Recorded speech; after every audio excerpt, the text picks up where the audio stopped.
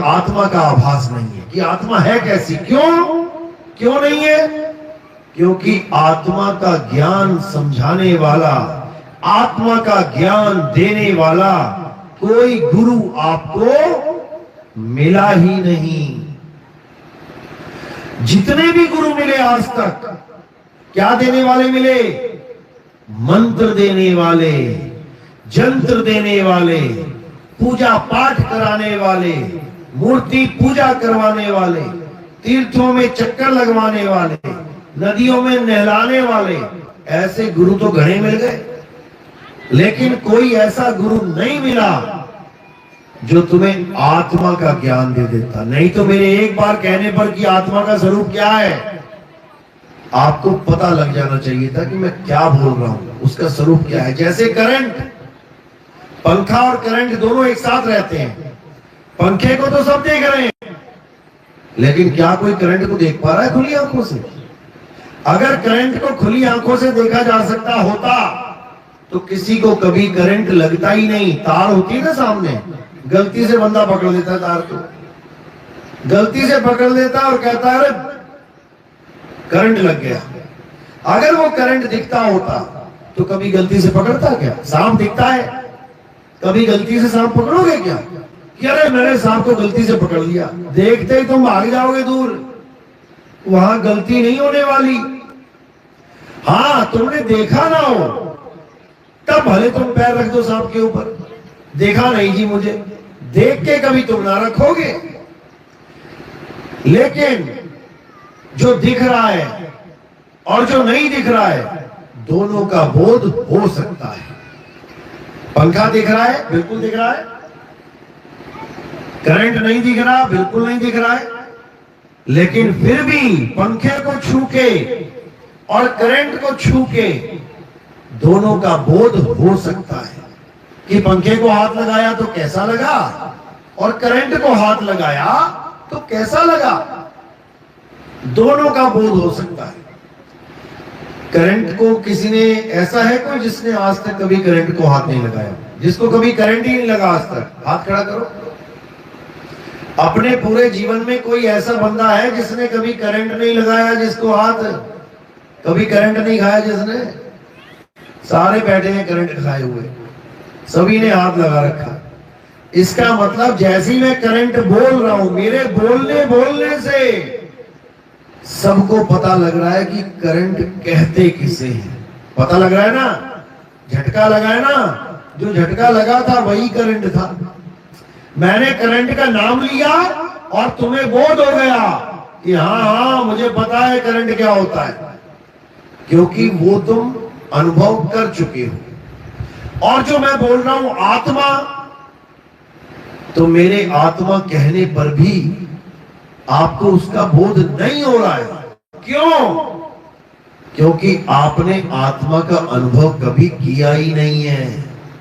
अगर आपको आत्मज्ञानी गुरु मिला होता, अगर आपको आत्मा का थोड़ा बहुत समझाया होता, अगर आपको यथार्थ ज्ञान देके, सतभक्ति देके आत्मा से जोड़ा गया होता, तो मेरे एक बार कहने पर आत्मा उसी वक्त आपको समझ जाता है, आप समझ में आ जाता है कि मैं किसकी बात कर रहा हूं।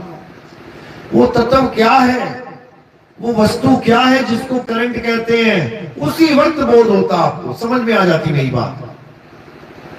लेकिन कभी आत्मा का ज्ञान हुआ नहीं, इसलिए मेरे 1000 बार आत्मा आत्मा आत्मा कहने पर भी आप नहीं समझ सकते कि मैं किस चीज की बात कर रहा हूं। है आपके बिल्कुल पास, ऐसा एक भी नहीं है जिसके पास आत्मा नहीं है इस वक्त। यानी हर कूलर के पास करंट है, लेकिन करंट का बोध ना होने के कारण उसको नहीं पता कि करंट कहते किसे हैं। सुन तो रहा है करंट करंट, इतना ज्ञान भी हो गया कि करंट से झटका लगता है। जिसने कभी करंट नहीं भी खाया हो उसको भी इतना ज्ञान दुनिया वालों ने समझा दिया है कि बेटा करंट को हाथ मत लगाना, झटका लगेगा। लेकिन कभी झटका खाया नहीं, इसलिए उसका बोध नहीं है, अनुभव ज्ञान नहीं है।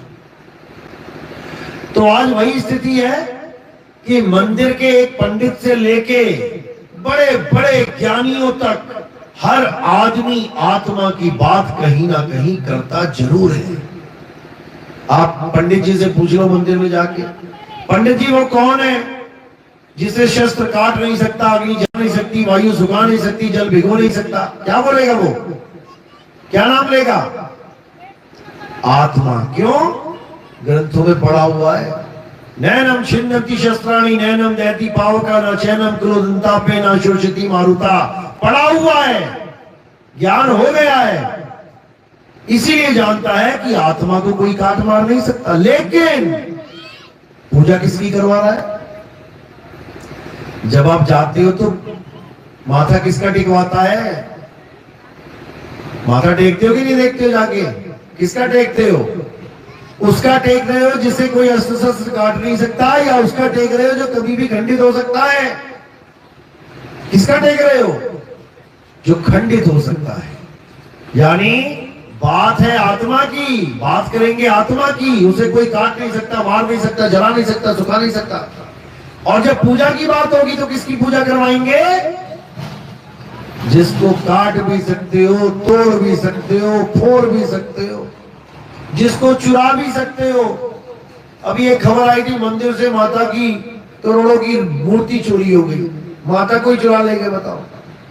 जिसको बेच भी सकते हो, इंटरनेशनल मार्केट में बिक भी जाएगी, इंडिया में नहीं बिकेगी। तुम सोने की मूर्ति बेच के दिखा दो कहीं पे, तुम सोने की मूर्ति जहां भी जाओगे सुनार के पास बेचने के लिए, सीधे पुलिस वाले को फोन जाएगा, क्योंकि उसको पता है ये कहीं से चुरा के लेके आया किसी मंदिर से। तो वो मूर्तियां कहां बिकती हैं? इंटरनेशनल मार्केट में। इंटरनेशनल मार्केट उन लोगों के यहां बिकती है जो इनको मानते ही नहीं, जिनको ये मतलब ही नहीं है कि ये माता की मूर्ति है या भोले शंकर की है, हनुमान जी की है। उनको क्या दिख रहा है?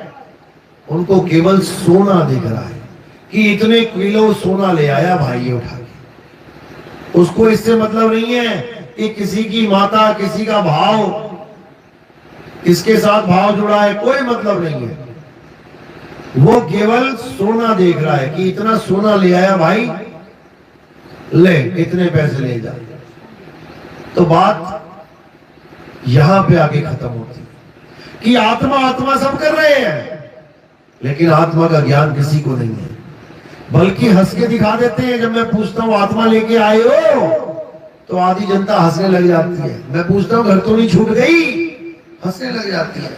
यही कबीर साहब ने कहा कि कबीर आत्म ज्ञान का परा नगर में शोर, और पूछो कैसी आत्मा तो देते दांत निपोर।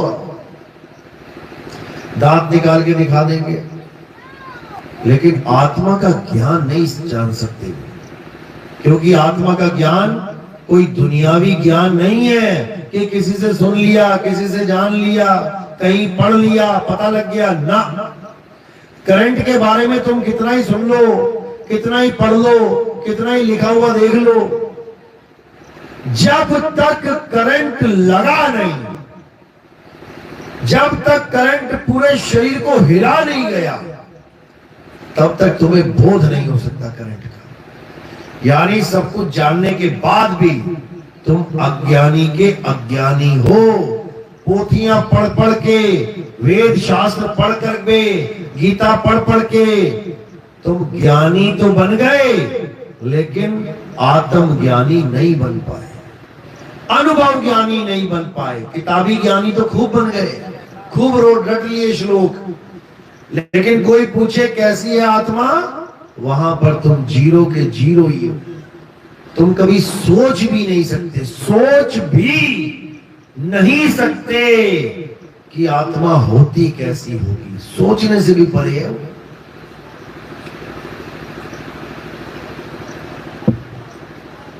गुरबाणी कहती है सोचे सोच ना हो भाई, जो सोचे लाख बार। कहते तुम लाख बार भी सोचोगे तब भी तुम नहीं समझ पाओगे कि आत्मा है कैसी, जबकि है तुम्हारे बिल्कुल पास। मोको कहां ढूंढे रे बंदे, मैं तो तेरे पास में। लेकिन नहीं पता है, इसलिए वो पास वाली चीज भी सबसे दूर है।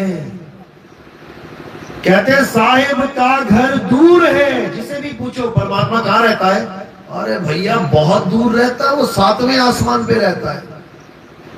बताओ, कह रहे साहिब का घर दूर है। कबीर पंथी से पूछो।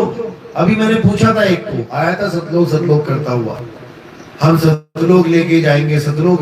मैंने कहा ये बता भाई, ये जो तेरा सतलोक है ये पूर्व दिशा में है, पश्चिम में है, उत्तर में है, दक्षिण में है, कौन सी दिशा में जाना पड़ेगा? बोलती बंद हो गई भाई साहब की। अब क्या बताए कौन सी दिशा में है, क्या बताए कौन सी दिशा में है, क्योंकि अनुभव ज्ञान नहीं है। पढ़ लिया अनुराग सागर कबीर सागर में, कबीर साहब कहते हैं युगन युगन हम आए चितावा, कोई कोई हंस हमारा हो, कहे कबीर ताही पहुंचाऊं, सत्य पुरुष दरबारा हो। पढ़ लिया, सत्य पुरुष है कोई, उसके दरबार में लेके जाएंगे। कहां रहता है सत्पुरुष? सतलोक में। पढ़ लिया। अब पूछा कौन सी दिशा है, चलते हैं, दाएं चले बाएं चले, आगे चले पीछे चले, कहां चले? बाबा जी वहीं फेल हो गए, बगले झांकने लग गए। अरे ऐसे नहीं ऐसे। मैंने कहा तो कैसे बताओ? तो कहते सतलोक हमारे अंदर है। मैंने कहा अच्छा, सतलोक तुम्हारे अंदर है, यानी शरीर के अंदर है। जब शरीर नहीं बना था, जब तुम्हारा शरीर तुमने धारण नहीं किया था, तब सतलोक कहां था? यानी पिंजरा जब तक खाली था, तोता उसमें नहीं आया था। यानी पिंजरे में जैसी तोता आया आसमान को छोड़ के, अब उसका आसमान कहां है? पिंजरे में है। सबको पता है सतलोक से आए हैं हम लोग। किसी भी वाणी में, किसी भी ग्रंथ में कहीं ना कहीं आपको पता लग जाएगा। हम सतलोक में रहते थे, लेकिन हम सतलोक छोड़ के इस मृत्यु लोक में आ गए। इसका नाम मृत्यु लोक है। सतलोक और मृत्यु लोक में क्या फर्क है? सतलोक परमात्मा का बनाया हुआ है, यानी वहां पर परमात्मा अविनाशी है, हम भी अविनाशी हैं। और मृत्यु लोक का मतलब है कि यहां पर कोई भी सदा के लिए जीवित नहीं रह सकता, उसको मरना ही पड़ेगा। तुम भले गाड़ियों में घूमो, तुम भले अच्छी अच्छी बाइकों पे घूमो, तुम भले अच्छी अच्छी कारों में, हवाई जहाजों में घूमो, सोचो कि मैं तो यहां का राजा बन गया, लेकिन तुम्हें भी यहां मरना पड़ेगा। बड़े बड़े राजा महाराजा आए, बड़े बड़े ऋषि मुनि आए, बड़े बड़े सिद्ध तपस्वी आए, बड़े बड़े देवी देवता भी आए, लेकिन सबको मौत को गले लगना पड़ा। एक भी बता दो जो नहीं मरेगा? सब मरेंगे। कुछ को लंबा वरदान मिल गया, चिरंजीवी भवा, ठीक है। एक आम आदमी 100 साल जीता है, वो 10,000 साल जी लेगा। उसके बाद मरना उससे भी पड़ेगा, क्योंकि वो भी जन्म लेके आया है। जो जन्म लेके आ गया उसकी मृत्यु निश्चित है। ये कानून है प्रकृति का, ये उस भगवान का कानून है जिसके ये 3 लोक हैं, धरती, आसमान और पाताल। ये 3 लोक का स्वामी है। इसकी दुनिया में आने के बाद तुम अमर तो नहीं हो सकते, मरना पड़ेगा। इसीलिए साहिब ने समझाया ना, 3 लोक पता है किसका? वैसे भगवान ने बनाया 3 लोक, परमात्मा बनाया 3 लोक। 3 लोक का राजा कौन है? अच्छी तरह समझ लो, क्योंकि ये लेवल वाइज भक्ति होती है, ये छोटी से छोटी ऊपर बढ़ती है। अब जो नर्सरी का बच्चा है उसको तुम बोलोगे ए फॉर, वो क्या बोलेगा? एप्पल। वो कभी ए फॉर अटलांटिक ओशियन नहीं बोलेगा, वो कभी ए फॉर अरमानिया नहीं बोलेगा, वो कभी ए फॉर अलग अलग नाम नहीं बोलेगा। वो केवल उतना ही बोलेगा जितना उसको किताब में बता दिया गया। A for apple, B for bat, C for cat. वो कभी सी फॉर सेरेमनी नहीं बोलेगा। वो कब बोलेगा? जब और बड़ा हो जाएगा। अब उसे समझ में आएगा, अच्छा ए फॉर एरोप्लेन ही नहीं होता भाई, ए फॉर एप्पल ही नहीं होता, ए फॉर और भी बहुत कुछ होता है। अब उसकी बुद्धि का विकास हो गया। धीरे धीरे धीरे वो 10वीं तक पहुंचा। तब 10वीं के सवाल देखो मैथ में, माना x = 10। अब बचपन में उसको कहें कि x = 10 होता है, वो कहेगा क्या बात कर रहे हो, x = x + 3, y = yak, z for zebra। वो कभी नहीं कहेगा z = 10, 20, 30, माना x = 25, माना x = 100। वो कभी नहीं बोलेगा, क्योंकि उसकी स्टडी लेवल वाइज है, वो छोटे लेवल का बच्चा है। इसी प्रकार ये 3 लोक का मालिक कौन है? जब हम छोटे लेवल से चलते हैं, जो भूत प्रेतों की पूजा करते हैं, वो सबसे छोटे लेवल के भगत होते हैं। आपको यकीन नहीं होगा, अभी मैं गया था, कहां पे? गुजरात में। तो गुजरात में एक मंदिर था, उस मंदिर का नाम था चुड़ैल माता मंदिर। अब बताओ, चुड़ैल माता मंदिर, और साथ में छोटी सी और मूर्ति लगी थी, उसका नाम था भूत दादा मंदिर। छोटे छोटे मंदिर थे। अब चुड़ैल माता मंदिर और भूत दादा मंदिर, जो इनकी पूजा कर रहा है, वो यही कह रहे थे कि यही है 3 लोक के मालिक, यही है इस दुनिया के भगवान, सबसे बड़े वाले। इनकी महिमा तुम क्या जानो। अच्छा, एमपी में एक कुतिया माता मंदिर है, वहां पर कुतिया की फोटो लगा रखी है, और सैकड़ों लोग आके उसको कुतिया माता की जय, कुतिया माता की जय करते हैं। आप मोबाइल पे लिखेंगे ना कुतिया माता मंदिर, वो सामने फोटो आ जाएगी सबकी। अब वो कह रहे हैं इसकी महिमा तुम क्या जानो। इसी प्रकार थोड़े से ऊपर उठे, कोई किसी और देवी देवताओं की पूजा कर रहा है, वो कह रहा है ये है 3 लोक के मालिक। और थोड़े ऊपर उठे, ब्रह्मा विष्णु महेश तक पहुंचे। अब ब्रह्मा विष्णु महेश जी के पुजारी कह रहे हैं ये हैं 3 लोक के मालिक।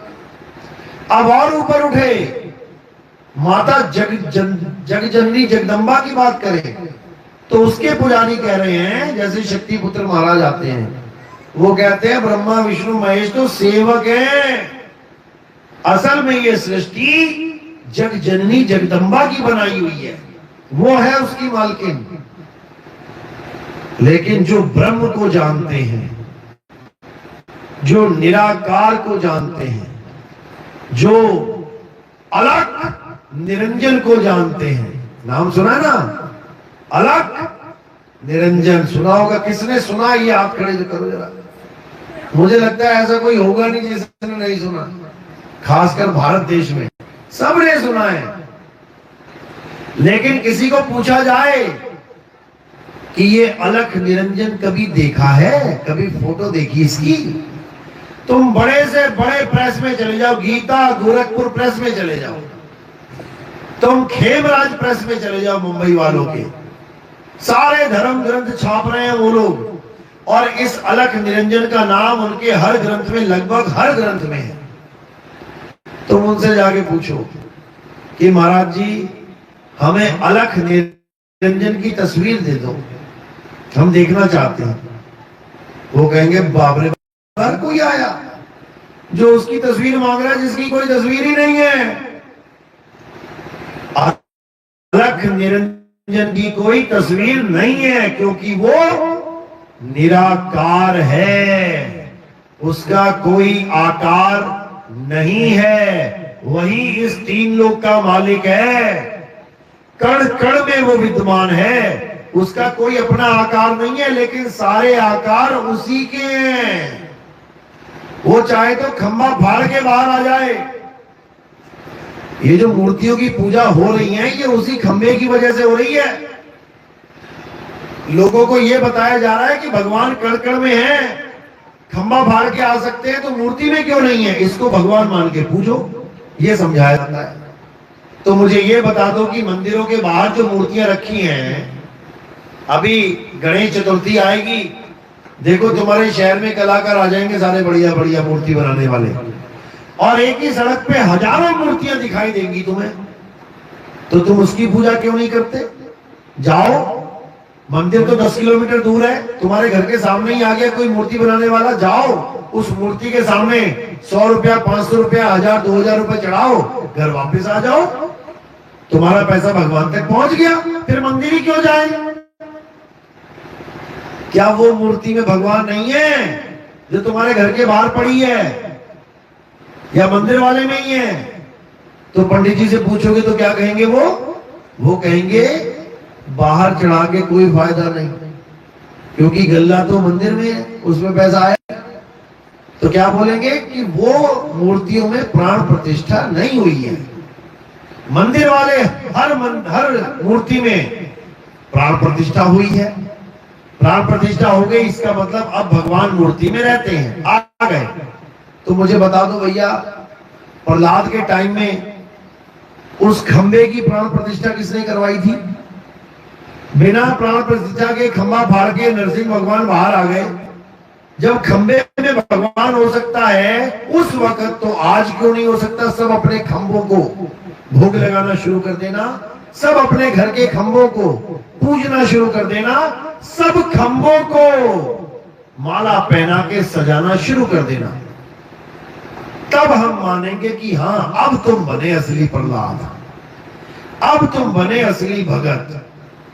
नहीं तो पत्थर पूजने को भक्ति नहीं कहते हैं, उसको तो भूल जाओ। तो बात यही है कि भगवान जो 3 लोक का मालिक है यहां पर, वो कौन है? अलख निरंजन। अब उसकी जो सृष्टि है, उसकी सृष्टि का नाम क्या है? मृत्यु लोक। अब तुम अपना घर बनाओ, बढ़िया सा, सुंदर सा, प्यारा सा, अब उसके गेट पे नाम लिख दो मृत्यु लोक। लिखोगे क्या? लिखोगे क्या? तुम लिखोगे स्वर्ग जैसा सुंदर घर, हेवन, भगवान का घर, बढ़िया निर्मल अच्छे अच्छे नाम रखोगे। लेकिन इस दुनिया का नाम है मृत्यु लोक, यानी मुर्दों का घर, जहां पर सबने एक दिन मुर्दा हो जाना है, जहां पर मौत सबके सिर पे नाच रही है। वो नाम रखा है इस घर का। और इसका कानून क्या है? जो करोगे सो भरोगे। इससे कोई बच ही नहीं सकता, ना कोई देवी देवता बच सकता है। भले तुम उसको भगवान मान बैठे हो, तब भी वो कर्मों के अधीन है। तुम उसको परमात्मा मान बैठे हो, तब भी उसको कर्म भुगतने आना पड़ रहा है। जो कर्म भुगतने के लिए आता है वो परमात्मा नहीं होता। परमात्मा कर्मों से न्यारा होता है, कर्म उसको मान ही नहीं सकते। परमात्मा को भी कर्म मान लेंगे तो बचा क्या? कुछ नहीं बचा फिर। तो कौन है जो कर्मों से न्यारा है? वो परमपिता परमात्मा है। और कौन है जो कर्मों में सारे लिप्त हैं? वो देवी देवता, गंधर्व गण, यक्ष, किन्नर, हटी जपी तपी सन्यासी, सब कर्मों के अधीन है। एक भी परमात्मा नहीं है इसमें से। तो हमने परमात्मा को जानना है कि परमात्मा क्या है, कहां रहता है, परमात्मा का एड्रेस क्या है। जब तक हमें ये नहीं पता लगा, तब तक हम जितने मर्जी नाम जपते रहे, जितने मर्जी मंत्र जपते रहे, कुछ होने वाला नहीं है। परमात्मा का एड्रेस क्या है? कबीर साहब कहते हैं, अरे आए हो तुम कहां से? मालिक के घर से। जाना तुम्हें कहां है? मालिक के घर में। इतना बस विचार लो, हो गया भजन, मन की तरंग मार लो, हो गया भजन। यानी तुम्हें ऐसा गुरु मिल जाए जो तुम्हें ये बता दे कि तुम आए कहां से हो और जाना कहां है। अगर उसने तुम्हें एड्रेस बता दिया तो समझो कि अब तुम्हें कोई रोक नहीं सकता, रोक नहीं सकता तुम्हें कोई। जैसे तुम अपने अपने घर से यहां पर आए ना, एड्रेस पता था कि कहां पे सत्संग होगा, आ गए सारे। अब जिसको घर जाना एड्रेस भूल गया, वो तुम्हें यही दिखाई देगा कहीं ना कहीं खेतों के पास। और जिसको अपना घर याद है, सत्संग खत्म होते ही खुशी खुशी चला जाएगा अपने घर। अब सत्संग में तो पता है सबको आना कहां से जाना कहां से, लेकिन इस दुनिया में तुम कहां से आए हो और ये दुनिया छोड़ के तुम जाओगे कहां, अगर ये तुम्हें पता लग जाए तो तुम इस दुनिया में कभी दिखाई नहीं दोगे। जब पता ही लग गया मैंने कहां जाना है तो मैं क्यों भटकूंगा आके, लेकिन तुम्हें पता नहीं है इसलिए तुम बार बार जन्म मरण में भटकते रहते हो।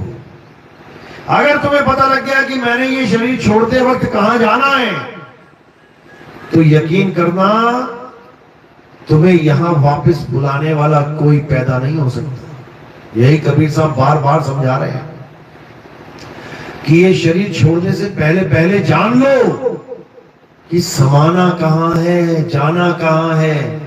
ये मंत्रों के चक्कर में यानी जाप, ये श्वासों के चक्कर में यानी अजपा जाप, ये 5 धुनों के चक्कर में कान बंद करके यानी अनहद नाद, इनके चक्कर में नहीं पड़ जाना, नहीं तो मुक्ति नहीं हो पाएगी।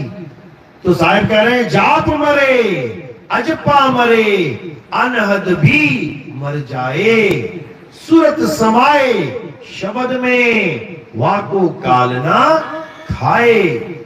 अगर तुम्हारी ये सुरता जिसकी वजह से तुम्हारा ये शरीर जीवित है, जिसे हम दूसरे नंबर का राम कहते हैं, एक राम दशरथ का बेटा, एक राम घटघट में बैठा, ये सुरता जीव बनी बैठी है।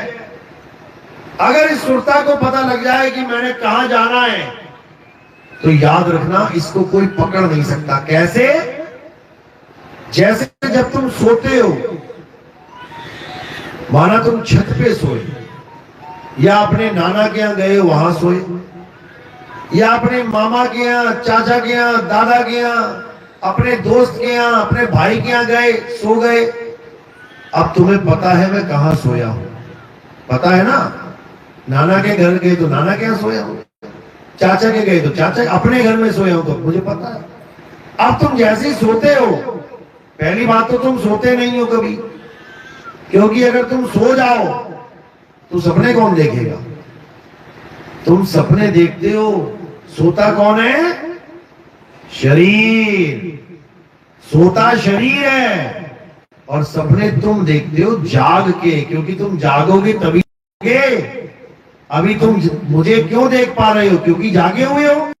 अभी सत्संग सुनते सुनते गर्दन लटक जाए फिर मैं दिखूंगा क्या किसी को? नहीं दिखूंगा। इसका मतलब वो सो गया, अब मुझे नहीं देख सकता। लेकिन तुम किसी और को देखने लग जाओगे। वो किसको? सपने में कोई शेर, चीते, हाथी, घोड़े, जंगल, महफिल, खेत, खलियान, सपने में यही कुछ तो देखते हो। जो कपड़े बेचता है उसके सपने में भी ग्राहक आता है, भैया 10,000 रुपए मीटर वाला कपड़ा दे देना, बड़ा खुश हो जाता है, आज तो बढ़िया सेल हो गई। जो दवाइयां बेचता है उसके पास पेशेंट की लाइन लग जाती है, वो सपने में दवाइयां ही देता। जो सुनार है उसके सपने में ग्राहक आते रहते हैं, सोने के मोल भाव करता रहता है। वो जब जाग रहा था तो यहां मोल भाव कर रहा था, सो गया तो वहां मोल भाव कर रहा है। तो फिर सोया कौन? केवल शरीर सोया, तुम नहीं सोए। तुम कभी सोते ही नहीं हो, बस तुम शरीर बदल लेते हो। जागते हो तो ये स्थूल शरीर मिल जाता है, इसमें देखते रहते हो। जब सोते हो तो सूक्ष्म शरीर मिल जाता है, तो उसमें नदी, नाले, खेत, खलिहान, माँ बाप, भाई बहन, शेर, चीते, हाथी, सांप, बिच्छू दिखाई देते हैं और तुम भागते हो। जब तुम्हारे पीछे शेर पड़ जाते हैं तो आज तक कभी क्या शेर तुम्हें पकड़ के खा पाए? बता दो। सपने में कभी शेर देखे हैं, सांप देखे हैं? तुम्हारे पीछे पड़ गया, जैसे ही शेर ने झपट्टा मारा और तुम्हारे ऊपर आया, उसी वक्त तुम नौदो क्या हो जाते हो, वहां से कहां चले जाते हो?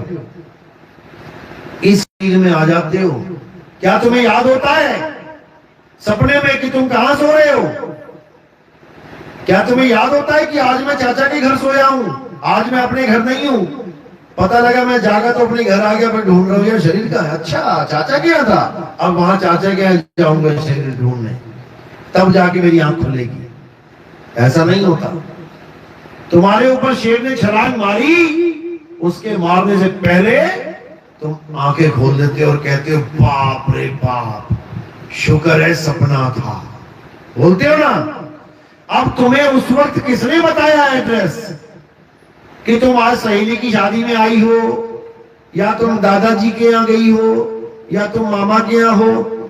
उस वक्त तुम्हें शरीर का ध्यान कैसे आता है कि मैं इस शरीर में एंटर करूं, आंखें खोलूं जल्दी से? सुरता का खेल है ये। सोने से पहले सुरता को पता है कि मेरा शरीर कहां पे है, और जैसे ही शेर कूदा सीधे उसी एड्रेस पे पहुंच गई, सीधे, कोई रोकने वाला नहीं। इसी प्रकार यहां पर इस दुनिया में जैसे ही मृत्यु आती है, शरीर छूटता है। अगर सुरता को यह बताने वाला गुरु मिल जाए कि बेटा शरीर छोड़ते वक्त, शरीर छोड़ते ही वहां पहुंच जाना, कहां पे? अपनी आत्मा में। शरीर छोड़ना है और कहां पहुंचना है? अपनी आत्मा में। एड्रेस पता लग गया? बिल्कुल पता लग गया। अब तुम्हें कोई रोक नहीं सकता। जैसे सपने में 1000 शेर मिलकर भी तुम्हें रोक नहीं सकते, तुम 1 सेकंड में आगे जग जाओगे।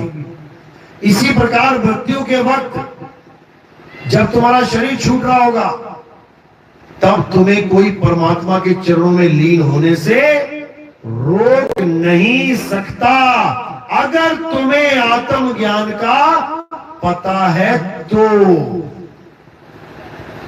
और अगर आत्मज्ञान नहीं पता तो भटकना पड़ेगा।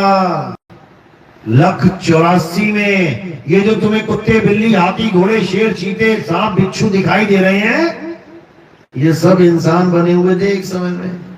नहीं मिला कोई आत्मज्ञानी गुरु, मिल गया 5 नाम दे, ज्योत निरंजन, ओंकार, निरंकार, सोहम, सतनाम, इसी को रटते रहे। मिल गया कोई ऐसा गुरु, ओम कलियम हरियम शरियम सोहम सत्यम देने वाला। मिल गया कोई ऐसा गुरु, राम राम राम, अल्लाह अल्लाह, वाहेगुरु वाहेगुरु वाहेगुरु करवाने वाला। नहीं मिल पाया कोई आत्मज्ञानी गुरु, इन नामों को छुड़ाने वाला। सोई गुरु पूरा कहावे, जो 2 अक्षर का भेद बतावे। एक छुड़ावे, एक लखावे, ताणी निज घर को जावे। अब जब वो गुरु मिल गया जो तुम्हें ये बता दे कि 2 प्रकार के अक्षर कौन से होते हैं, और उसमें से एक छुड़ा दे और दूसरे को लखा दे, तब जाकर तुम अपनी आत्मा का असली एड्रेस जान पाओगे। कौन कौन से हैं वो 2 अक्षर? एक अक्षर वो है जो हिंदी, उर्दू, पंजाबी, अंग्रेजी, Tamil, Telugu, Gujarati, Malayalam, French, German, Japan, Taiwan, Chinese, Mongolian, अलग अलग भाषाओं के अक्षर होते हैं। एक अक्षर तो वो है। किसने बनाई ये अक्षर? किसने बनाए? भगवान ने। भगवान ने बनाई ये अक्षर। ये काका काका भगवान ने बनाई। ये ABCD भगवान ने बनाई। इंसान ने बनाई, जो हिंदुस्तान में थे।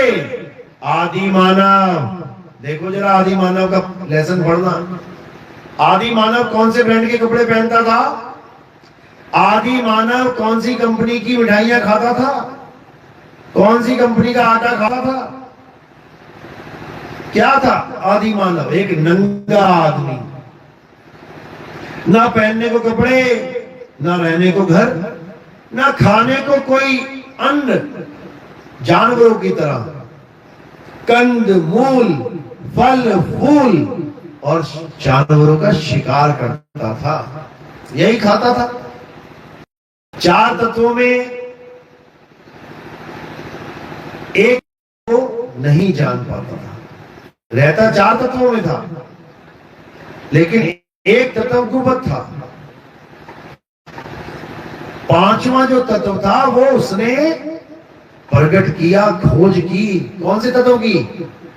अग्नि तत्व की। आदि मानव की पहली खोज अग्नि तत्व है। उसको खोजा उसने। रहता 4 तत्वों में था, लेकिन 5वां तत्व गुप्त था। जब उसने आग की खोज करी, तब उसको यह भी नहीं पता था मैं इसका नाम क्या रखूं। क्या खोज लिया मैंने।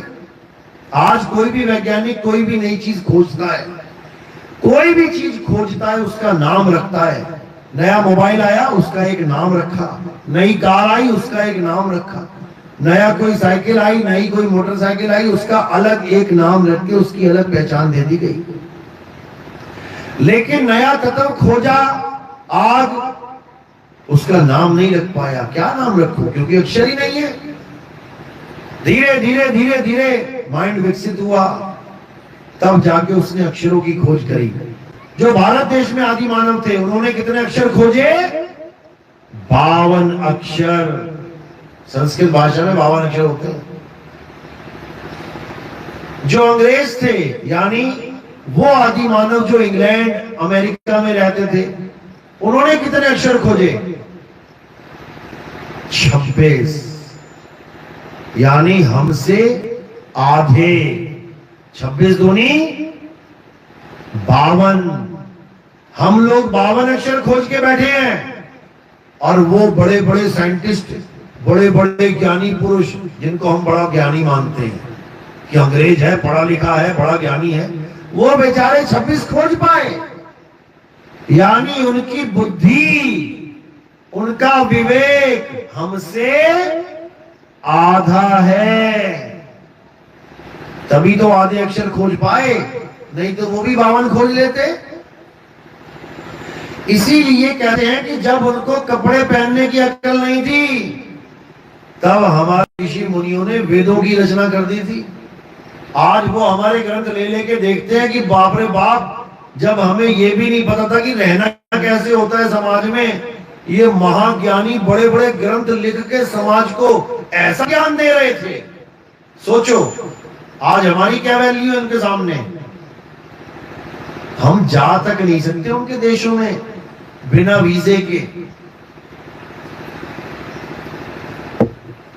लंबी लंबी लाइनें लगी हैं अमेरिका जाने के लिए कि हमें मौका दे दो अमेरिका में जाने का, जबकि हमसे आधी बुद्धि है उनकी। 26 अक्षर खोजने में उनकी कहानी खत्म हो गई, और हमने 52 खोज डाले। सोचो, इसीलिए भारत को विश्व गुरु भी कहा जाता है। बड़े से बड़ा ज्ञान हमारे पास है। जिन तारों को वो अब दूरबीन बना के देख पाए, जिन ग्रहों को वो अब दूरबीन बना के देख पाए, उन ग्रहों की फोटो, उन ग्रहों के नाम, उनकी दूरी तक हमारे इतने इतने पुराने ग्रंथों में लिखे गए हैं। उनकी स्थितियां लिखी गई हैं कि ऐसे ऐसे ऐसे तारों की डिजाइन बनाए गए हैं।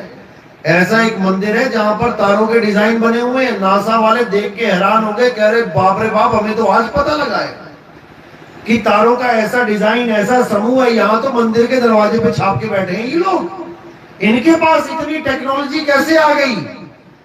इनके पास इतने बड़े बड़े इक्विपमेंट कैसे आ गए? इतनी दूरबीनें कैसे आ गई इनके पास इतने पुराने? क्योंकि उनको नहीं पता कि जो बाहर दिख रहा है उसकी एक कॉपी अंदर भी है। जो पिंडे सो ब्रह्मंडे, जिन खोजा तिन पाया। तुम तो लगा रहे हो दूरबीन, और हमारे संत महात्मा केवल आंख बंद करते थे। और पूरे ये ब्रह्मांड है, ये जो तुम्हें दिख रहा है ना, ये पूरा ब्रह्मांड है। इसके अंदर सूर्य मंडल, तारा मंडल, चांद मंडल, इसके अंदर पूरी गैलेक्सी, आकाश गंगाएं, इसके अंदर सारा तामझाम फिट है। वो बस सूरत को घुमाया और देखते चले गए, डिजाइन बनाते चले गए। वो नासा वाले बेचारे आज धक्के खा रहे हैं जाके और सोच रहे हम बहुत बड़े साइंटिस्ट हैं। अरे तुम्हारी जन्म पत्री लिख डाली है कई हजार सालों पहले हम लोगों ने कि क्या क्या है इस ब्रह्मांड का खेल, तुम आज जान रहे हो। जिन दवाइयों को तुम आज तक नहीं खोज पा रहे हो, आयुर्वेद कब से खोज के बैठा हुआ है। ऐसी ऐसी बीमारियों के इलाज लिखे हैं जो बीमारियां अभी आई तक नहीं है। आयुर्वेद में ऐसी ऐसी बीमारियां लिखी हैं जिनके अभी तक तुमने दर्शन भी नहीं करे, अभी तक वो आई ही नहीं है, और उनके इलाज लिखे हुए हैं उसमें। सोचो टेक्नोलॉजी हमारी। लेकिन मात कहां खा जाते हैं? केवल एक जगह। क्या? सरकार ने नल लगाया और तुम लोग गए रात में नल उखाड़ के बेचा। सरकार ने पाइपें लगाई, तुमने पाइपें उखाड़ के बेच दी। सरकार ने ग्रिलें लगाई, तुम ग्रिल उखाड़ के बेच आए। बस यहां हम लोग मात खा जाते हैं। इसीलिए विदेशी हमें अपने देश में एंटर नहीं करने देते। उनको पता भैया हमारे नल के भी उखाड़ के बेच के खा जाएगा ये पता लगा हमारी पाइपें उखाड़ के ले जाएगा ये। तो इसलिए हमें असभ्य घोषित किया गया कि ये असभ्य प्राणी है, सभ्यता तो है ही नहीं, जबकि सबसे पुरानी सभ्यताएं हमारी हैं। लेकिन सभ्यताओं के बाद भी हम असभ्य कहला रहे हैं क्योंकि हम शिक्षित नहीं हैं। आज शिक्षित कितने लोग हैं? गांव गांव में जाके पूछो जरा कितने शिक्षित है, पता लग जाएगा। केवल शिक्षा का दोष होने के कारण हमें बिल्कुल गंवार मान लिया विदेशियों ने कि इन लोग को वीजा देने की जरूरत नहीं है, वहीं बैठे वहीं खाएं। हाँ, जो हमारे करोड़पति हैं, जो हमारे अच्छे अच्छे इंजीनियर हैं, डॉक्टर हैं, पढ़े लिखे हैं, उनके लिए तो दरवाजे खोल रखे हैं। आओ महाराज, आओ श्रीमान जी। तो बात यही है दो अक्षरों की। हमने 52 खोजे, उन्होंने 26 खोजे। लेकिन जो आदि अक्षर है उसके बारे में हम जानते हैं, वो नहीं जानते। वो केवल नाम लेके बैठे हुए हैं। गॉड का नाम ले लिया, खुदा का नाम लिखा हुआ देख लिया, वो तो अक्षरों में आ गया। अल्लाह अक्षर है, गॉड अक्षर है, खुदा अक्षर है, राम अक्षर है, कबीर अक्षर है। इन अक्षरों को पकड़ के बैठे। राम चाहिए तो राम राम राम जप रहे हैं। क्या है? अक्षर ही तो है। ये लिख दिया दीवार पे राम, वही पढ़ पाएगा जिसने पढ़े होंगे स्कूल में अक्षर। एक अनपढ़ को लिख के लिखा हो राम, पूछो जरा क्या लिखा है। अनपढ़ राम को भी नहीं पढ़ पाएगा, तो पाएगा कैसे? जबकि जब राम देखा लिखा देख कर पढ़ नहीं पाया तो जबकि राम कैसे मिलेगा? इसीलिए साहिब बोल रहे हैं, सोई गुरु पूरा कहावे जो दो अक्षर का भेद बतावे। एक अक्षर वो है जो इंसानों ने बनाए हैं, डुप्लीकेट अक्षर, नकली अक्षर। ये का खा गा चा छा जा नकली है, केवल जीभ होठ कंठ से उत्पन्न हो रही है। अभी जीभ काट दी जाए, सारे अक्षर खत्म। बोल के दिखाए जरा कोई। राम भी बोल ना पाए, भगवान ना बोल पाए, किसी का नाम ना ले पाए। ये सारे अक्षर केवल जीभ की करामात है, जीभ की वजह से अक्षर आ रहे हैं। 52 अक्षर जीभ आधारा, आदि अक्षर जीभ्या से न्यारा। जो आदि अक्षर है, जो असल में परमात्मा है, वो अक्षरों से परे है। उसको इससे फर्क नहीं पड़ता कि तुम राम राम बोल रहे हो कि श्याम श्याम बोल रहे हो, कि अल्लाह अल्लाह बोल रहे हो कि वाहिगुरु गॉड बोल रहे हो। वो ऐसे मिलेगा ही नहीं। उसको पाने के लिए क्या करना पड़ेगा? राम वालों को राम छोड़ना पड़ेगा, अल्लाह वालों को अल्लाह अल्लाह छोड़ना पड़ेगा, वाहिगुरु वालों को वाहिगुरु वाहिगुरु जपना छोड़ना पड़ेगा, कबीर वालों को कबीर कबीर जपना छोड़ना पड़ेगा। सब जब छोड़ दोगे तो क्या बचेगा? नाम सब खत्म, तो क्या बचेगा? वस्तु। पानी पीना है तो पानी पानी जपना छोड़ना पड़ेगा, वाटर वाटर जपना छोड़ना पड़ेगा, जल जल जपना छोड़ना पड़ेगा, तोय तोय कहना छोड़ना पड़ेगा, नीर नीर कहना छोड़ना पड़ेगा। तो करना क्या पड़ेगा? गड्ढा खोदना पड़ेगा। खोदो कुआं। जब खोदते जाओगे खोदते जाओगे खोदते जाओगे, उसमें जो चीज मिलेगी वो है पानी। ये मुंह में से बोलना पानी नहीं है, वरना रेगिस्तान में प्यास लगे तो जपना जरा पानी पानी पानी पानी, और प्यास बढ़ती जाएगी, गला नहीं गीला होगा। तो जो पानी वस्तु है वो कुएं में मिलेगी, तालाब में मिलेगी, नदी में मिलेगी, समुद्र में मिलेगी, तुम्हारे घर के घड़े में मिलेगी, फ्रिज की बोतल में मिलेगी, सुराही में मिलेगी। जपने की जरूरत नहीं है।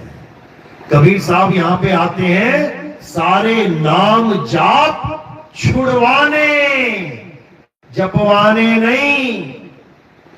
अगर जपने से भगवान मिलता है तो उनके आने से पहले कितने पंथ जपवा रहे थे? उनको आने की क्या जरूरत है कि उन्होंने भी एक नाम दे दिया? बताओ। कबीर साहब तो नामों का खंडन करते हैं।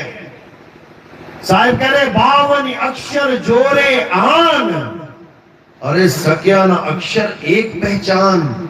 ये 52 को जोड़ जोड़ के तुमने बना लिए नाम। सबसे पहले क्या बना? आ ई उ, उसके बाद का खा गा चा जा टा ठा टा टा, सारे बना लिए। अब तुम अक्षर लिख रहे हो राम, तो या रा ला वा शा सा हा, ये लाइन ना होती तो राम का रा कहां से आता? पा फा बा भा मा, ये लाइन ना होती तो मां कहां से आता? ये 52 अक्षर ही ना होते तो कोई नाम कहां से आता?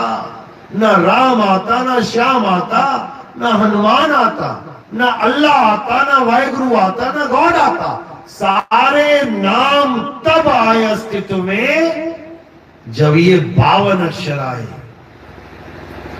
और साहिब यही समझा रहे हैं कि 52 अक्षर ही वो जंजाल है जिसमें तुम फंस चुके हो।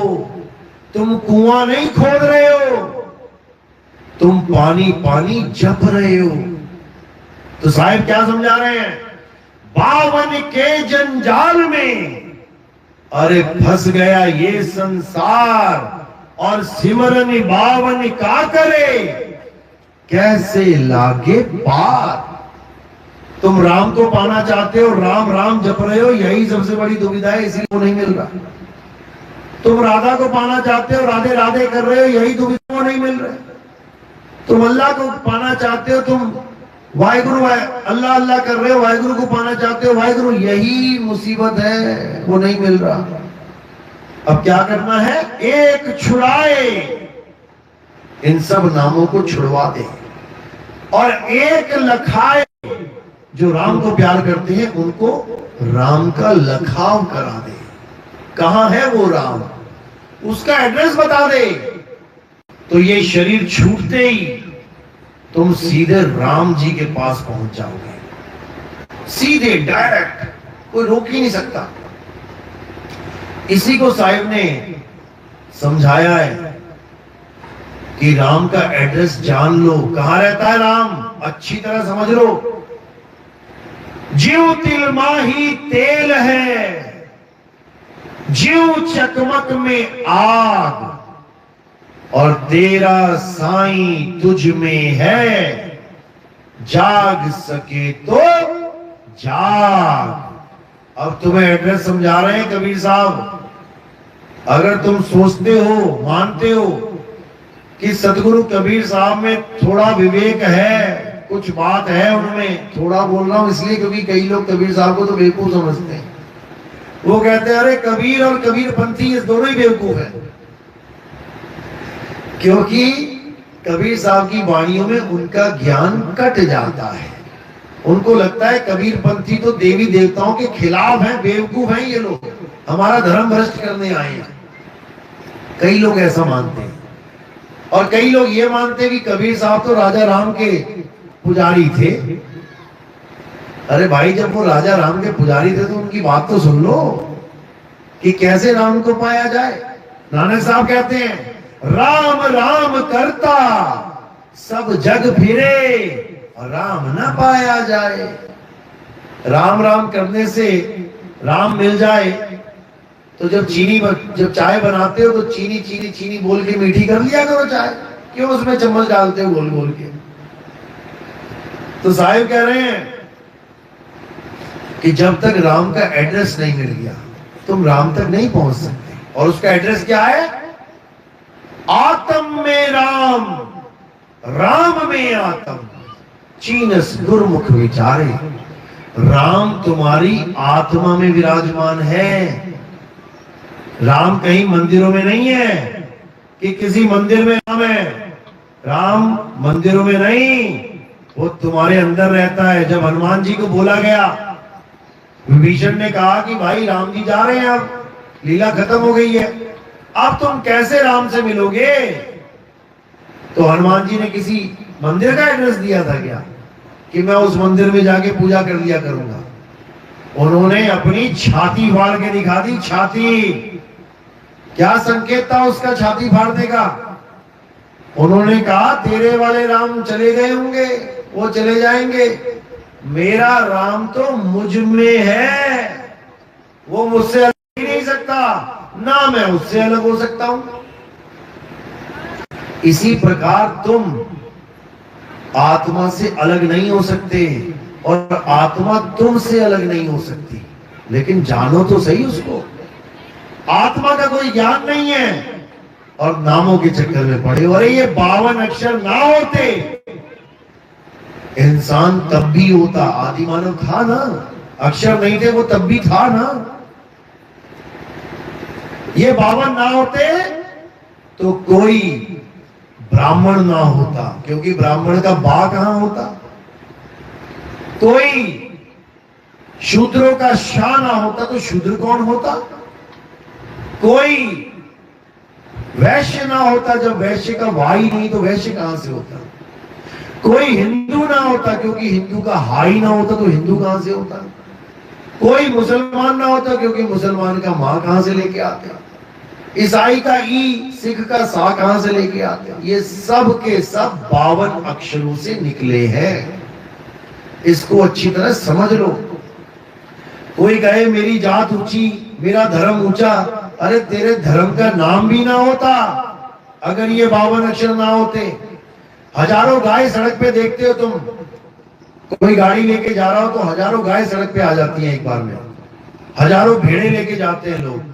अब बताओ इसका क्या नाम है? क्या एक दूसरे का नाम रखा उन्होंने? क्या गाय अपने बच्चों का नाम रखती है? 20 बच्चे पैदा कर लेगी सारी उम्र में, एक का भी नाम नहीं रख पाती। क्यों? क्योंकि उसके पास 52 अक्षर नहीं है। कुत्ते, बिल्ली, हाथी, घोड़े बच्चे पैदा करते, सुअर 20-20 बच्चे पैदा कर देता है एक बार में, तब भी नाम नहीं लिख पाते, रख पाते। क्यों? 52 अक्षर नहीं है। 52 अक्षर किसके पास है?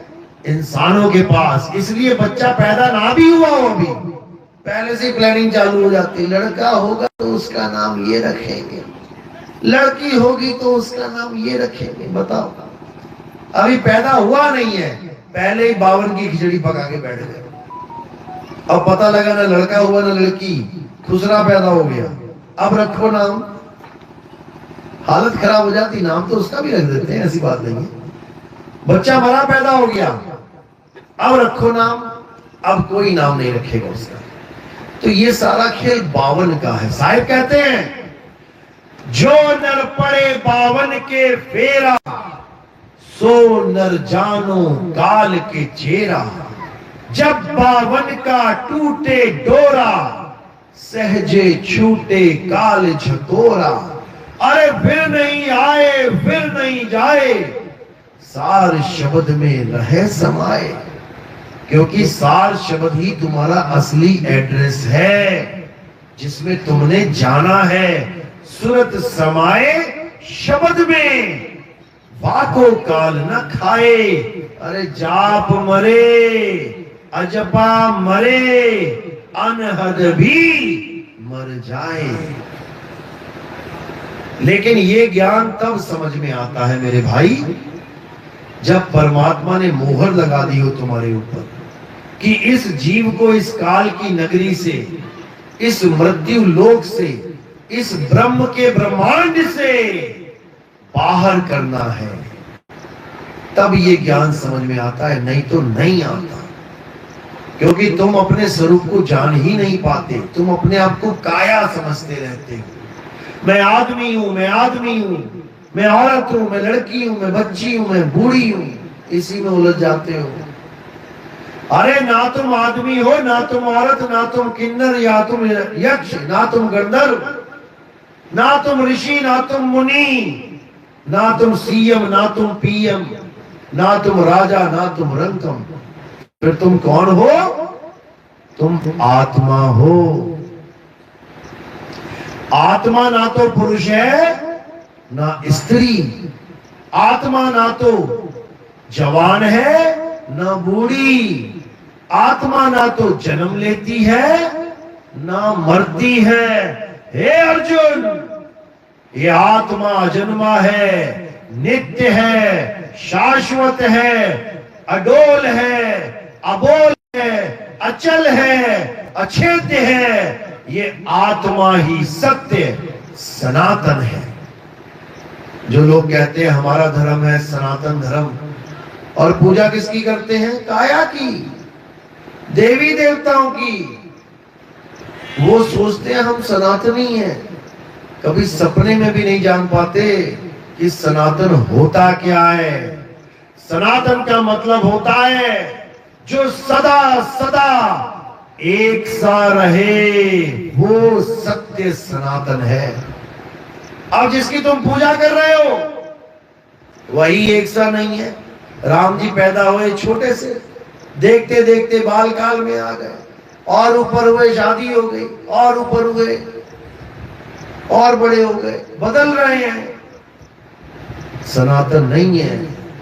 कृष्ण जी ले लो, छोटे से थे, पिताजी सिर पे रख के लेके गए, कालिया नाग ने ऊपर से छांव कर दी। धीरे धीरे बड़े होने लगे, बदलने लगे, जवान हो गए, गोपियों के संग रास रचा रहे हैं, जवान हो गए, बड़े हो गए, बदल रहे हैं। बदलने वाली चीज को सनातन नहीं कहते। इसी प्रकार जितने भी देवी देवताओं की तुम पूजा कर रहे हो, जितने भी मंत्रों का तुम जाप कर रहे हो, जितने भी मंदिर मस्जिद गुरुद्वारों में तुम कुछ भी कर रहे हो, वो सब बदल रहा है। और बदलने वाली चीज को सनातन नहीं कहते। अब वो क्या है जो कभी बदलता नहीं है? हे अर्जुन, ये आत्मा सत्य है, ये आत्मा सनातन है। इसका ना तो कभी जन्म होता है ना कभी मृत्यु होती है। ये सदा सदा एक रस अखंड अविनाशी है, ये कभी बदलता नहीं है। ये आत्मा ही सत्य सनातन है, और जो आत्मा को जान लेता है केवल वही सनातनी कहने का हकदार है। जो पत्थरों की पूजा कर रहे हैं वो सनातनी कहला रहे हैं। बताओ, एक्टर कौन कहलाता है? जिसको एक्टिंग आती है। डॉक्टर कौन कहलाता है? जिसको डॉक्टरी आती है। पेंटर कौन कहलाता है? जिसको पेंटिंग आती है। यहाँ तो नीम हकीम खतराए जान, यहाँ हल्दी की गांठ लेके कह रहे हैं कि ये एंटीसेप्टिक है, मैं डॉक्टर हूं। बताओ, अरे भाई, आत्म ज्ञान हो जाना ही सनातनी कहलाता है। आत्म ज्ञान हो गया, अब तुम सनातनी हो, क्योंकि अब तुमने उस चीज का ज्ञान प्राप्त कर लिया जो कभी बदलता नहीं है। वरना तुम क्या रह जाओगे? हिंदू रह जाओगे। हिंदू हिंदू और सनातनी में जमीन आसमान का अंतर है। हिंदू वो होता है जो हिंदू देवी देवताओं की पूजा करता है, और सनातनी वो होता है जो उसकी पूजा करता है जब ये दुनिया भी नहीं बनी थी, जब देवी देवता भी पैदा नहीं हुए थे, जब ये सृष्टि भी नहीं बनी थी। ये आत्मा तब भी थी, और ये सृष्टि खत्म हो जाए, ये आत्मा तब भी रहेगी। जो इस आत्मा को जान जाता है वही सत्य सनातनी कहलाता है। अन्यथा लोग हिंदू मुसलमान रहकर ही ये जन्म बिता के चले जाते हैं। तो कबीर साहब भी इसी का खंडन कर रहे हैं। हिंदू कहो तो हूं नहीं और मुसलमान भी नहीं, पांच तत्व का पूतरा गैबी खेले माही। यानी मैं ना हिंदू हूं ना मैं मुसलमान हूं, मैं कौन हूं? जो इस पांच तत्व को चलाने वाली आत्मा है, मैं वो हूं। आत्मा ना हिंदू है ना आत्मा मुसलमान है, क्योंकि अगर आत्मा हिंदू या मुसलमान होती तो ये आत्मा भी पक्षपात देखती। अगर आत्मा हिंदू होती तो कहती मैं मुसलमानों को ताकत नहीं दूंगी, ले काम ही खत्म हो गया, सारे मुसलमान टप टप टपक के गिर जाते। क्योंकि जब आत्मा नहीं होती है तो ये शरीर ऐसे ही टपक जाता है, जैसे अंगूर टपक गया, आम टपक गया। लेकिन ये आत्मा कभी पक्षपात नहीं करती, ये मुसलमान को भी चलाती है, ये हिंदू को भी चलाती है, ये सिख को भी चलाती है, ये ईसाई को भी चलाती है। ये धर्म भेद नहीं करती कि कोई हिंदू है तभी आत्मा का ज्ञान होगा, कोई मुसलमान है तभी आत्मा का ज्ञान होगा, बिल्कुल नहीं।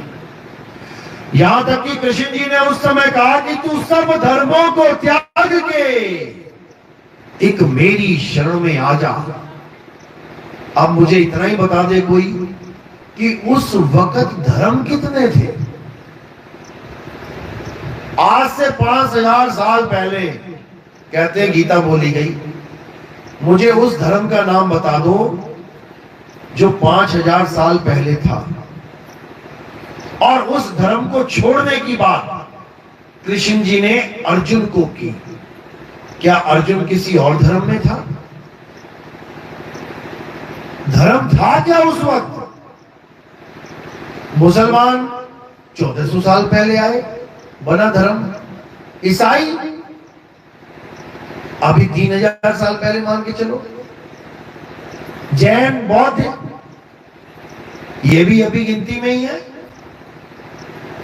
तो कौन से धर्म है जो 5000 साल पहले था, जो बोल गया कि सब धर्मों को त्याग के मेरी शरण में आ जा?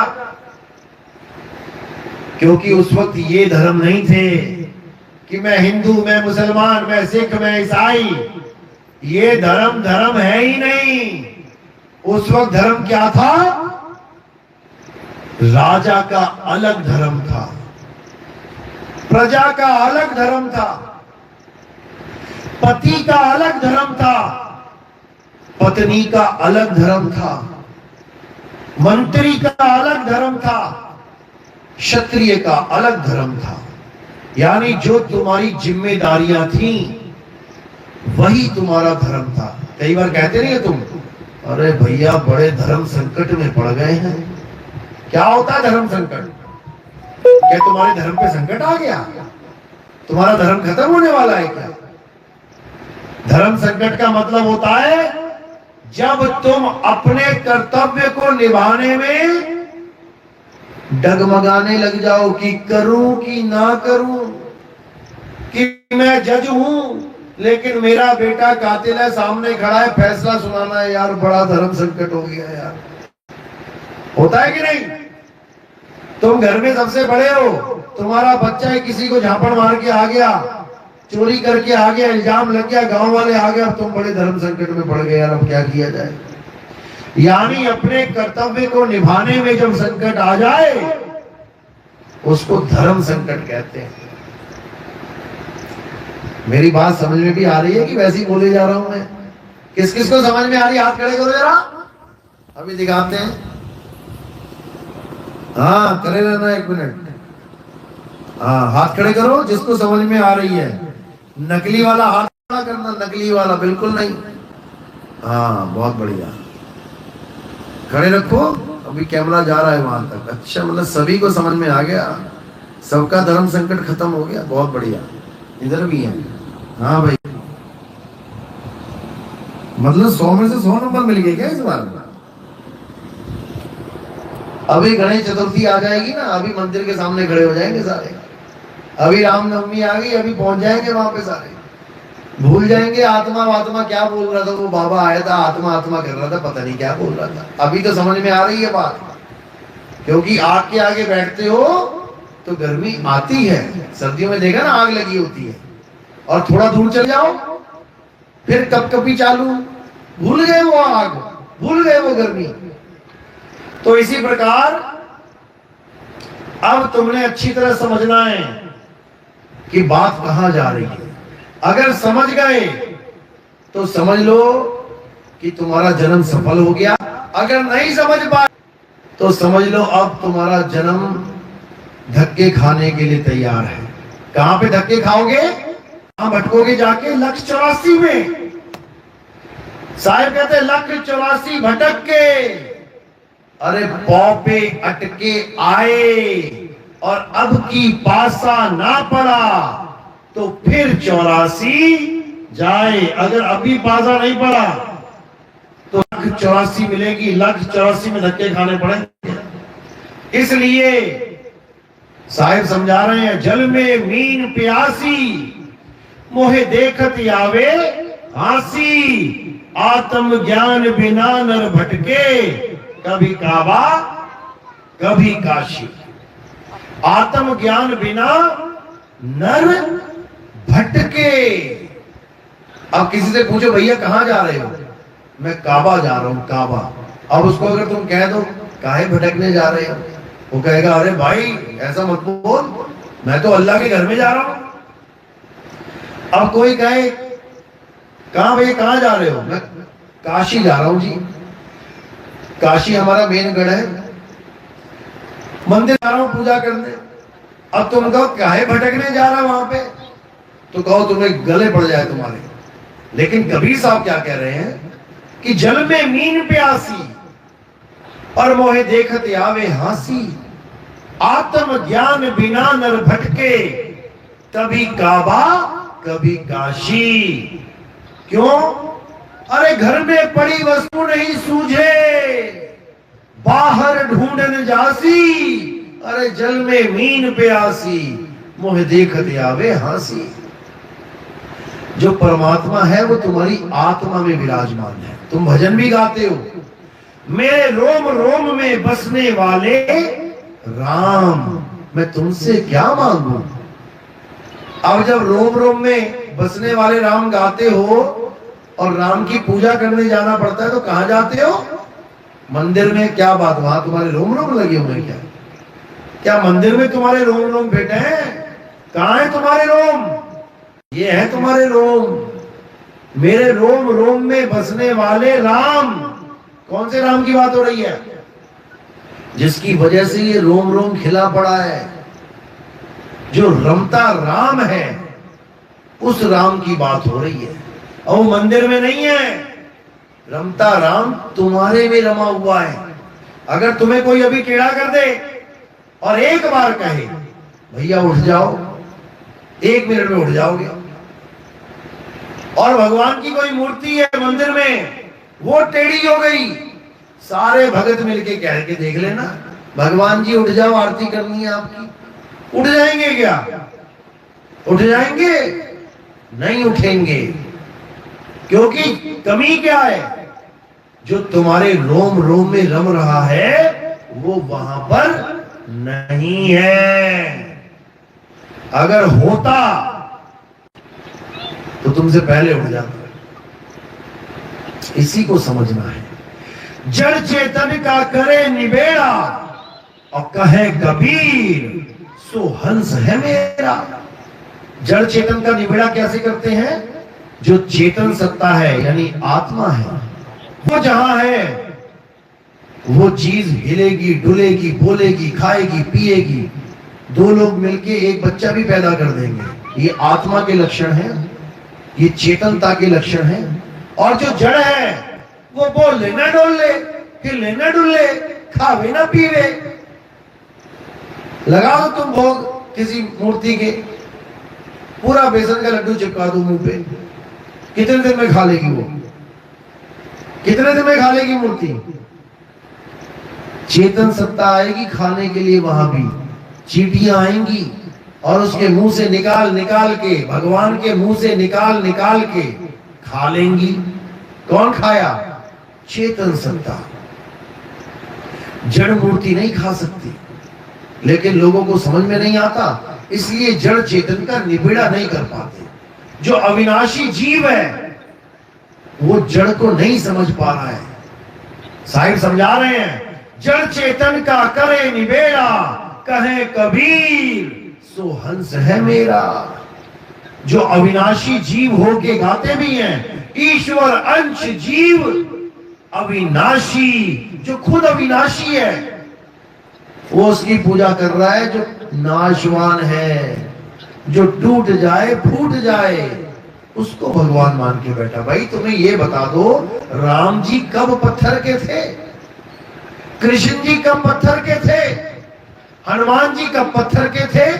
पत्थर की तो अहिल्या थी। अहिल्या थी ना पत्थर की। कैसे बन गई थी? श्राप लग गया। जब श्राप लगता है तो कोई पत्थर का बनता है। तुमने बिना श्राप के पत्थर के बना डाले सारे।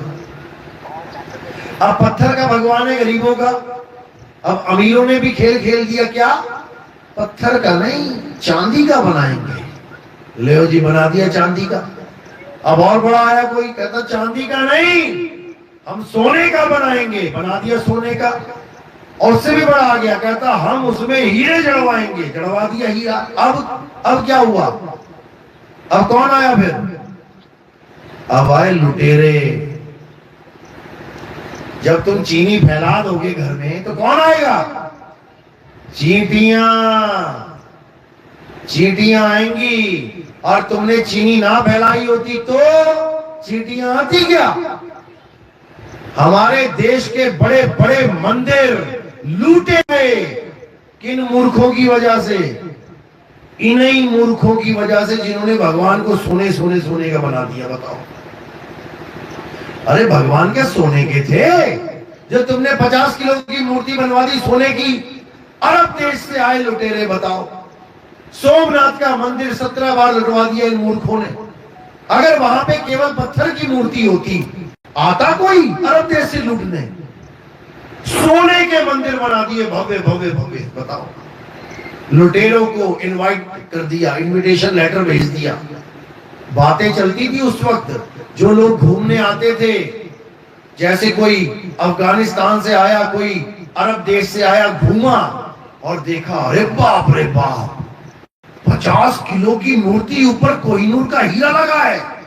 उसको तुम्हारा भगवान नहीं दिख रहा, उसको तुम्हारा हनुमान नहीं दिख रहा, उसको तुम्हारा राम और शंकर जी नहीं दिखाई दे रहा, उसको सोना और हीरा दिखाई दे रहा है।